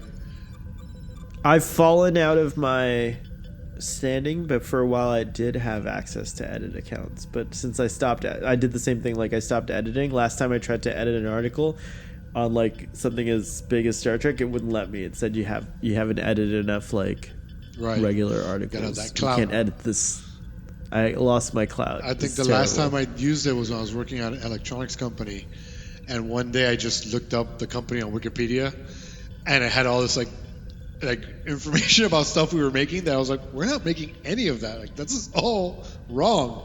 Who came up with this? And I was like, you know what? I started adding that we were making a hovercraft. We were making all this other stuff. I probably got banned, I'm sure. You probably did. It's peer reviewed. Are you able to, should I create a Starfleet Boy Wikipedia article? I wonder if that's like something I deserve at this point. We have over 200 episodes. It's a lot of episodes. It's a lot of episodes. Yeah. We've been going 200 episodes strong. Like I remember when TNG celebrated their 100th episode. It was on Entertainment Tonight. I remember that. So Part 2 was the teleplay was actually by Ron Moore. So it was Part 1 was Naren Shankar, and then Part 2 was Ron Moore. But the whole story is still by Naren Shankar. And as you already said, it was directed by Alexander Singer. Yep. So we already knew that. So let's scroll down to their section here. The final it says here Gambit Part 2 was filmed between Monday the 9th of August 93 and Tuesday 17th of August 93. Interesting. And it aired in October. So 8 days of shooting? Yeah. Wow. It's beast mode. I mean, I'd seen at this point they're season 7. They probably have it on such a such a organized kind of system that they were just like boop, boop, boop, boop, shoot. Boop, boop, boop. The machine was well in place. Ron Moore commented, I felt we ran out of story in Part 2. There were places where I was treading water. We had to find the Lost Ark, and I didn't know what the Lost Ark was. Instead, we had a device from ancient Vulcan myth that had the mythical properties that you explained in telepathic focusing properties. I was trying really hard to make this thing work, and in the end, I just said, all right, maybe we should just go for it and make this a classic Gene Roddenberry kind of message and go for the think happy thoughts and make it something which tied into the backstory of Vulcan and of Surak and peace. I thought it would fit in nicely. I'm not sure if it did. It might have just fallen on its own gooiness. I actually think it landed pretty well. I don't know. I mean, we haven't done our rating. Yeah, yet, I don't think it's as bad as Ron D. Moore says it is. I feel like it worked better for me than the episode with the Traveler, where Picard opens the hailing to all the ship and is like, everyone, put your positive thoughts towards the Traveler and positive thoughts. And I was just like, really? Because there's probably some engineer who's like in a Jeffries tube who's like, I'm not happy right now, Picard. I'm in a Jeffries tube. Think of a wonderful thought, any happy little thought. But it is very Think of Star Star Trek. About that. Yeah, it's pretty cool. And I liked it. Usually I'm a little more cynical than you are, but it didn't really bother me. I like this. I honestly felt it could have even been a third part. But I mean, if they're saying they were running out of story, I guess it makes sense. Maybe that's stretching it too much. In early drafts of the script, the psionic resonator was much more powerful, capable of killing millions of people at a time. That sounds like ancient Vulcan to me. Like you can't control your emotions. Bye, Felicia. Oh, you're gonna be all whiny, and you imagine that weapon today with social media. Like every Star Wars movie that comes out, like billions would die because they're just bitching and moaning about. Like, I hate this movie, whatever. Mickey comes out with the gallbladder stone. Keep thinking those bad thoughts. Oh my gosh! I feel like my life's come full circle right now because one of the first stories I ever wrote was about Mickey killing people at Disney World. I remember the murderous mouse. The murderous mouse. Starring Humbert and Yasu. I didn't even make up characters. I just put my friends in it. It's true. You did do that. You did. I loved it when I appeared in one of your stories, by the way. It was such an honor. Yeah, we wrote a lot back then. We're the most prolific writers at the wrong age. In high school, I can't tell you how many notebooks I filled up with just peregrinations of my mind. It was quite a wonderful feeling to get all those thoughts out. But we do have like some cool thing. I have Quintessence published. I don't know if you've ever read that, but you should read it. I remember the first version. I don't know if you've done more to it, but I've been working on something for many years. I would say this is like probably the work of my life. And it's not anywhere near. My goal originally was to have it done by the age of 40, and it's not going to be done. It's not. It didn't happen. It didn't happen. But it's called The Valley of Mist in the Land of Relics, and you probably remember that now that I mentioned it. But yeah, I've been writing that for a long time, and I just put it on the internet, so now anyone can steal it, which is great. On the Milky Way Malt Shop. On the Milky Way Malt Shop. Oh my goodness, you just took me down memory. You distracted me. This is the problem with having your best friends on your show. It's not like I'm like Q, you know? Deep. All of a sudden, I'm in like a Mexican mariachi outfit singing to you. Hey, Picard! Oh my god. You already mentioned this, but the NBA star James Worthy's appearance as Coral came about due to a chance meeting with Robert O'Reilly on an airplane. So Robert O'Reilly, in case you don't know, plays Gowron. Wow. Those eyes. What? Hold on, I have to take off my glasses to do it. Wow. He has his eyes, yeah. Which are not the actor actually makes those eyes, like he's not naturally that way, which is pretty crazy. I could not perform like this for more than a minute at a time. Worf, someone give me eye drops, refreshing tears. It's very crazy. It's very crazy, but it's crazy, but it's true, as we like to say on Starfleet Boy. Naren Shankar based the Vulcan subplot here on Spock's admission in TOS Journey of Babel that a Vulcan could kill for a logical reason. He decided to take a different tone for the Vulcans. We went for people who very logically felt that Vulcans' problems were linked to contamination by illogical people. So in a logical sense, you say, get rid of them all. A very logical way to arrive at racism. It's true. So we have to be careful. And that's one of the messages. I think even though Spock is a revered character, one of the, I think, things that Star Trek is always trying to show is that you have to have a balance between emotion and logic. Right. That the two inform a truth, if you will. Right. But you need them both to inform that truth. Right. Kind of the instinct and the rational. The gut and the brain. Which is a dynamic between him and Kirk all the time. All the time. Constantly. But they do find balance. So I think that's well done. And I do see like that's an interesting way to create like a parallel between ancient Vulcans and humans. Although I vaguely recall also hearing that Vulcan never went through anything like, you know, what we went through in World War II here on Earth. But maybe they're just... maybe they consider this like not... Well, they had the one guy with the psychic thing, and he kills everybody. They're like, okay, hold on. It was just a one-day war, as opposed to ours going on for 4.5 years or whatever. That makes sense. Yeah. They were like, wait. Like, first of all, who made that thing? Wait. You mean to tell me that an assembly gathered to hear him speak, and half of the assembly died? No. We need to take this away. We must take That's this. really this illogical. And then they were all away. like... Illogical. Ooh. And a wave of logic went over the Vulcans. Interesting. Initially, the Vulcan god of death was bald, until Rick Berman ordered hair to be etched on to avoid resemblance to Patrick Stewart in close-ups. Patrick Stewart's first trip to Vulcan. Like, oh, it's death! It's come back for us! He's Ardra. He's Ardra to the Vulcans.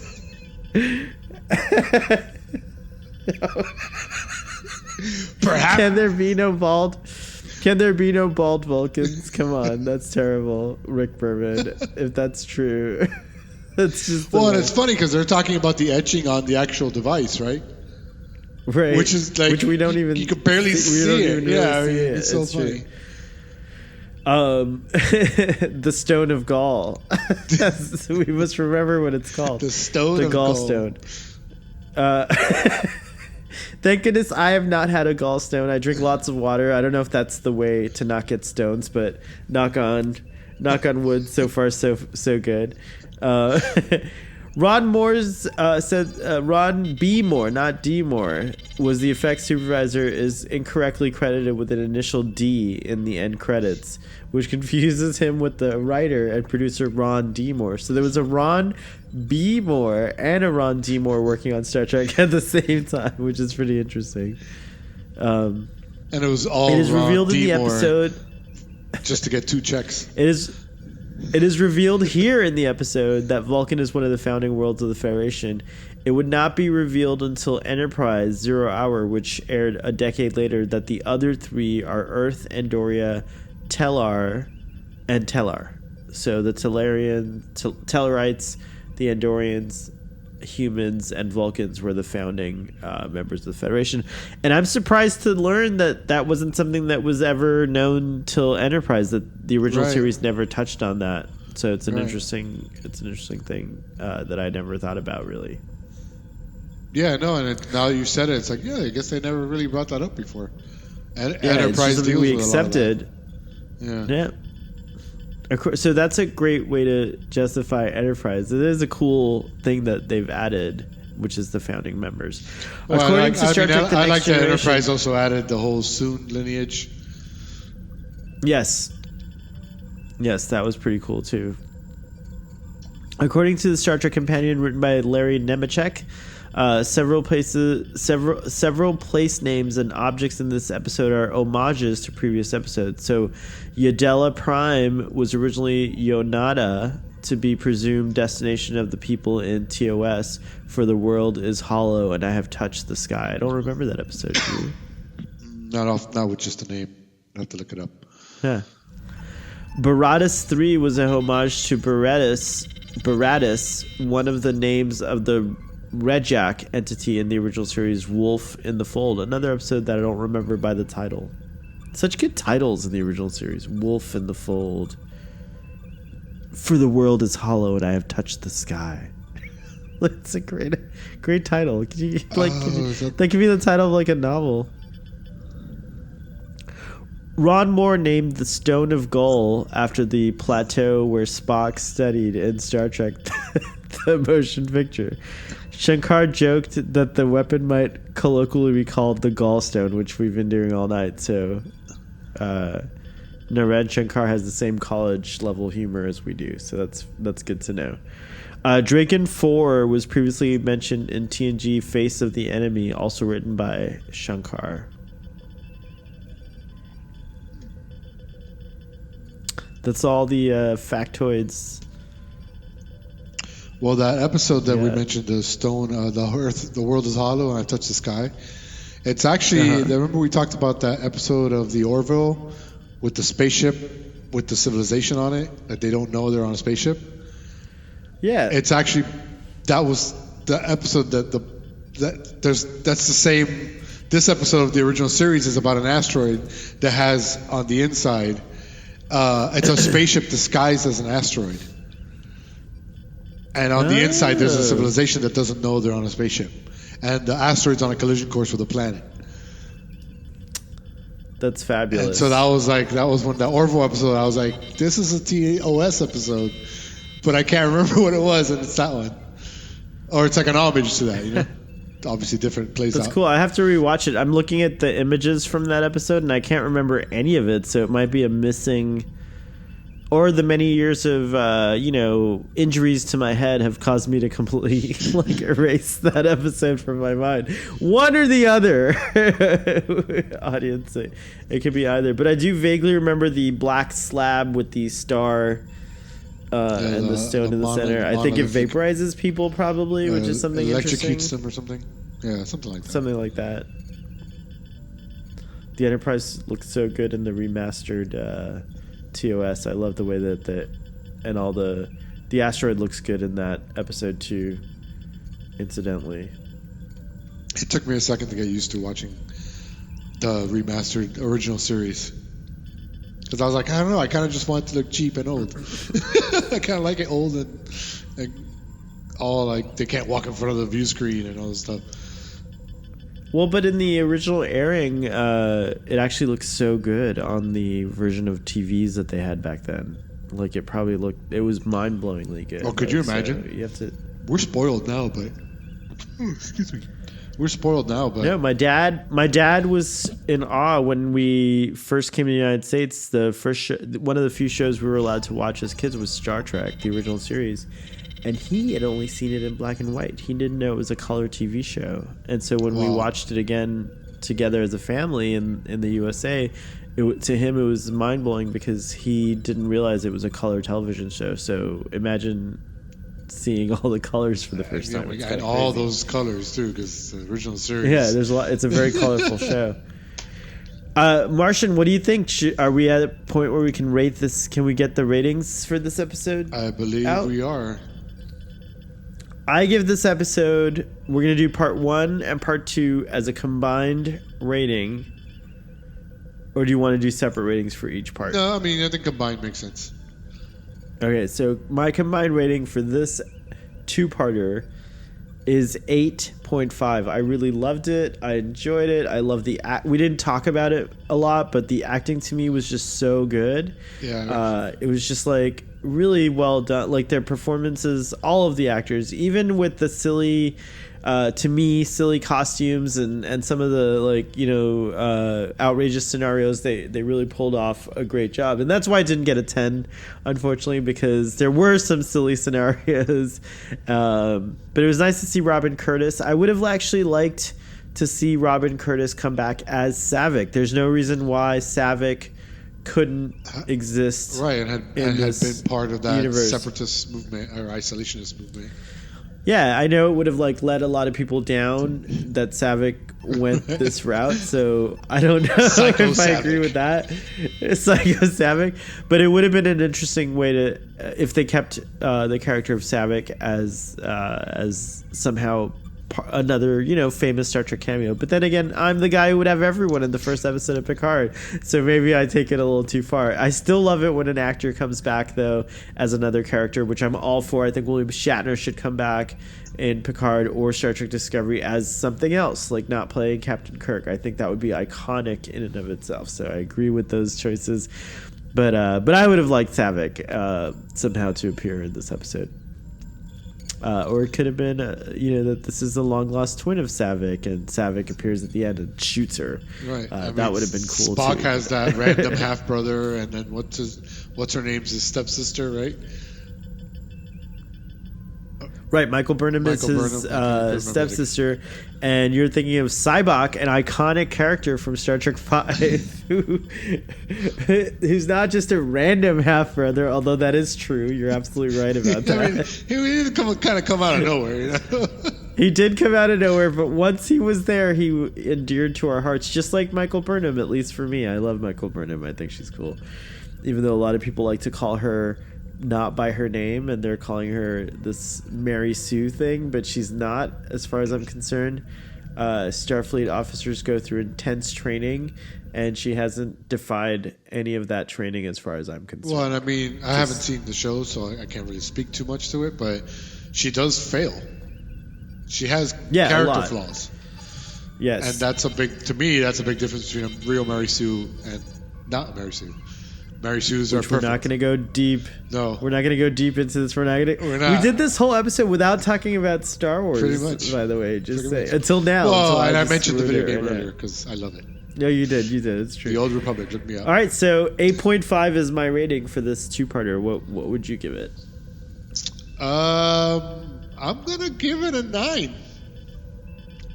This has always been kind of one of my favorite episodes, even when we were kids. You know, from watching it all my life, like it's always, and I feel like I just like it more and more each time. I mean, I totally get your points. There are some weird little parts to it. I don't like the whole. I feel like the one thing I really don't like is kidnapping Riker is a little bit contrived because they needed it to happen in order to kind of create the dynamics. But aside from that, and I can forgive that.